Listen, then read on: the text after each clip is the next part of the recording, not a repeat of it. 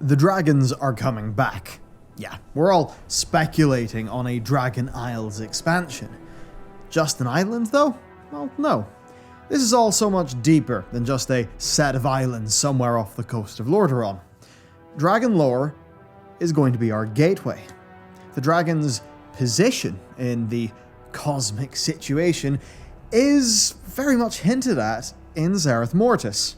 Zereth Mortis is a strange place, but when we peel back its layers, we meet an oracle of the first ones. And this oracle has much to say. At first, they speak in several languages, seemingly desperate to get their message across. Each language, like Titanic and Demonic, are, well, one from the cosmic forces, Order, Fel, and so on. And then, this oracle of the first ones tries to speak to us in Draconic. Yeah, the language of the dragons. That's a bit strange. We're obviously not dragons. And the funny thing is that the only force unaccounted for in the languages that this oracle goes through is life. Is she telling us that Draconic is a fundamental language of life? Or maybe the dragons actually just speak in the tongue of life? That has enormous implications, and matching that against everything that we have learned about the dragons, ancient mythology, and of course Azeroth herself, it paints a crazy picture. It shows the dragon's connection to basically creation, the origins of Galakrond, and a war in our future that is so apocalyptic that even the void will howl for the light that it once despised. So, January's over. Hello, it's February, and with January giving way to February, so too does Warrior Month and Patreon give way to Bard Month. The story goes on, and we have the new Serpent Pin. And we've absolutely loved making everything for Patreon this year, especially now that there's a narrative through line between the months. There's maybe a little bit of prose at the back of that card. So not only is, of course, Patreon the best way to support us, you also get loot in return. Loot that we're trying to build something neat with. Who knows, maybe we'll return to this world someday. The link's down below, so check it out, get some sweet loot, let's go. For anyone decently new, way back in the day, when something went wrong, we just went straight to the dragons to fix it. They knew things. Of course, we can't do that now. The age of dragons is over. But something older and much more significant might be taking its place. To understand, we need to look into their murky origins. Chronicle gave a very hand-wavy answer to the origins of the dragons, telling us that they are in fact descended from elementals. That was a throwaway line, but oh dear, when we re-examine that, it tells us a lot. So, elementals are the most primal force on a planet, as much a part of it as some external force, right? Like, elements are so core to a world, and of course, Azeroths were thrown into chaos whenever Azeroth consumed the element of spirit. Now, in that story, the Eyes of the Earth Mother that we covered recently in the channel, Azeroth created a planet around herself as protection from a mysterious group named Old Ones. Obviously, this is all in Tauren myth, but I think you can get the picture there. What's important here is that she then created, named, and befriended the four elements.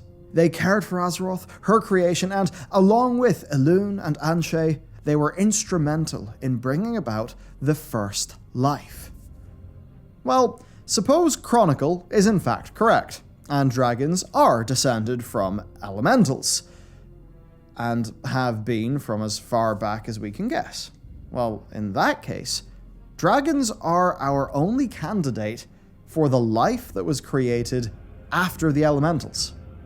That could basically make them second-generation children of Azeroth herself. Well, what we're talking about here are, of course, the proto-drakes. You know, those more beastie guys. But their lore gets even more relevant, of course, once they become aspects. Every 430 years, the White Lady, otherwise known as Elune, and the Blue Child embrace over Azeroth. A glorious celestial event when the two are at their most powerful. And it was under an embrace that Kelagos was empowered as an aspect leader. And this connection between elune and dragons it's well established, but it actually gets deeper. Folk and fairy tales told us that elune is Azeroth's child. Perhaps literally, perhaps allegorically, but there's obviously a connection. Now, we have just established that dragons are second-generation children of Azeroth, because of course, Chronicle says they're descended from elements. We know that, at least based on that story, the elements somewhat come from Azeroth. Elune was directly responsible for bringing that life about, and helped to shape it.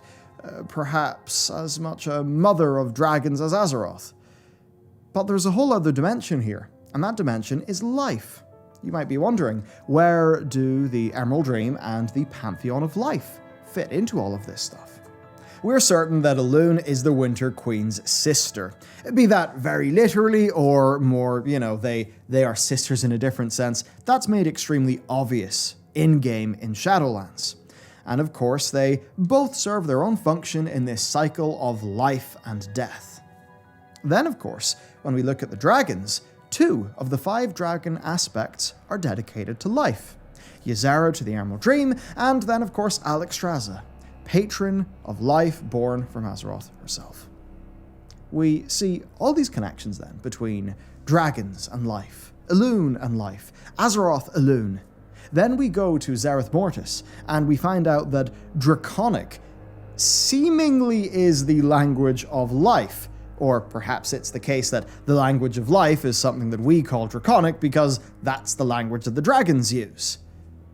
Either that is the case, or there is a suspiciously close connection going on. I think what we do know is that evidently these 3 points are connected, but we don't know really what happened in between. There's a vast gulf of missing history here. We're basically going off a Tauren myth and then all the things that we see in the game and of course in Chronicle. Now, a lot of this stuff, if it does pan out, would explain a few of the more strange dragon sightings that challenge the lore. A great example is Elunaria, where we find Elunarian drakes. Now, Elunaria is like some other world, right? Obviously, Elune is in the name, and it's where we find Aenar. So, these Elunarian drakes, how did they get there? They're probably not Azerothian drakes that flew through the sky. So, are these examples of the first drakes that Elune shaped? Their descendants? There are also fairy dragons from the Emerald Dream, who are the only dragons seemingly not native to Azeroth, perhaps in addition to these Elunarian drakes. Point being here, there's dragons elsewhere, so perhaps we should think about that. I mean, there's also the Sevarian Dreamer, the Stormount, also the type of dragon found in Ardenweald, the fundamental place of death, where obviously it's taking on the life part of death, furthering perhaps our connection between dragons and life. What then about dragons and death? Well, Galakrond. You see, the Jailer seemed like the perfect opportunity for Blizzard to give Galakrond an origin story. He was a dragon, mutated into this horrible mass with grim necromantic powers that could bring drakes back from the dead. Given what we know of the Shadowlands, that's a crazy thing to have in the lore. But it is there. Now, Galakrond threatened to overwhelm Azeroth until Tyr and a group of proto-drakes shoved a boulder down its throat and killed it. So, a death-feeling being that almost consumed or took over Azeroth. I mean, where have we seen that before? Yet Shadowlands told us nothing of Galakrond, even with the necromantic side of Galakrond making it a perfect opportunity. Now, in the folk and fairy tale stories, Azeroth's primordial enemies are this group named Old Ones, and they are described as creeping and corrupting, the antithesis of Azeroth's creation. The thing is, Galakrond did not create undead. His army was described as the unliving, the opposite of Azeroth's greatest love and creation, which is life. Again, we're told that when Azeroth slept, the Old Ones crept in and corrupted her creations. That's what we're told in this Tauren myth. I think this could be telling us kind of what happened to Galakrond, actually. He could be whatever these Old Ones corrupted Azerothian life into, its antithesis, unlife. These Old Ones seem like a super abstracted threat with very, very little foundation in the lore. But all the way back in the Legion expansion, Stormwind and Orgrimmar were flooded by Doomsayers. These guys were talking about lore that was, at the time, far, far, far into the future. Shadowlands and beyond stuff. Now, we speculate that this is some of the first Denuser lore, or at least that new era of the team. Some of the first stuff they actually seeded into the game. Basically, this was the first stuff that directly references all the things that would happen to Azeroth under Denuser. So perhaps it's Steve coming in and working those Doomsayers into his future plans. We're yet to see most of these mad Doomsayer claims come to fruition, but some are becoming relevant. They talk about a crooked serpent that has no eyes and sees infinite endings and beginnings.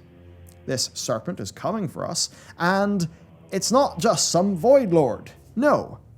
The passage ends, and even the darkness howls for the light it once despised. That's right. Whatever's coming for us, even the Void fears.